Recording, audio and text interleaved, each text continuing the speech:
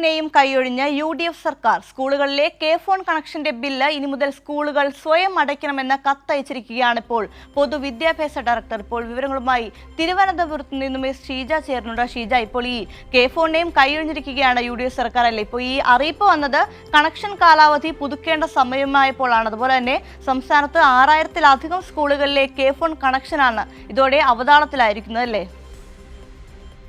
തീർച്ചയായും അതായത് ഈ സംസ്ഥാനത്തെ ഫോൺ സർക്കാർ സ്കൂളുകൾ അതോടൊപ്പം തന്നെ സർക്കാർ ഓഫീസുകൾ എന്നിവിടങ്ങളിൽ വലിയ തോതിൽ കണക്ഷനുകൾ ലഭ്യമാക്കിയിരുന്നു. അതിന്റെ അടിസ്ഥാനത്തിൽ ആ പ്രവർത്തനങ്ങളുമായി മുന്നോട്ട് പോവുകയായിരുന്നു. ഇപ്പോൾ കണക്ഷൻ കാലാവധി പുതുക്കേണ്ട സമയമാണ്.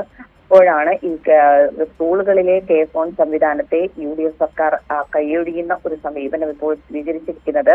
ഇനി മുതൽ ഫോൺ കണക്ഷന്റെ ബില്ല് അത് സ്കൂളുകൾ സ്വയം അടയ്ക്കണം എന്നുള്ളതാണ് കത്തിൽ ഇപ്പോൾ വന്നിട്ടുള്ള ഈ കത്തിൽ പറയുന്നത്. അത് ഈ കണക്ഷന്റെ കാലാവധി അടുത്ത മാസം മുതൽ പുതുക്കണം എന്നുള്ളൊരു സാഹചര്യത്തിലാണ് ഇനി അതായത് തുടർന്ന് കണക്ഷൻ ആവശ്യമുണ്ടോ എന്ന് സ്കൂളുകൾ സർക്കാരിനെ അറിയിക്കണം.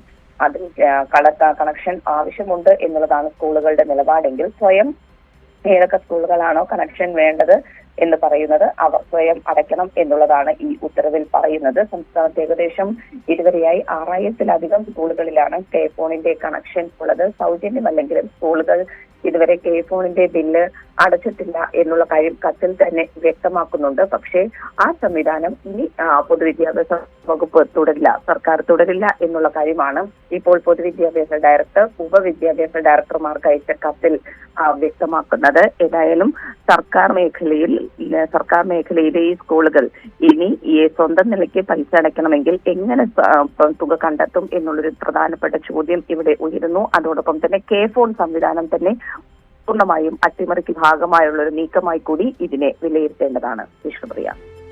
ശരി, ഫോണിനെയും കൈയൊഴിഞ്ഞിരിക്കുകയാണ് ഇപ്പോൾ UDF സർക്കാർ. സ്കൂളുകളിലെ ഫോൺ കണക്ഷന്റെ ബില്ല് ഇനി മുതൽ സ്കൂളുകൾ സ്വയം അടയ്ക്കണമെന്നാണ് ഇപ്പോൾ സ്കൂൾ ഡയറക്ടർ, അതായത് വിദ്യാഭ്യാസ ഡയറക്ടർ അറിയിച്ചിരിക്കുന്നത്. ഷീജയാണ് വിവരങ്ങൾ നൽകിയത്.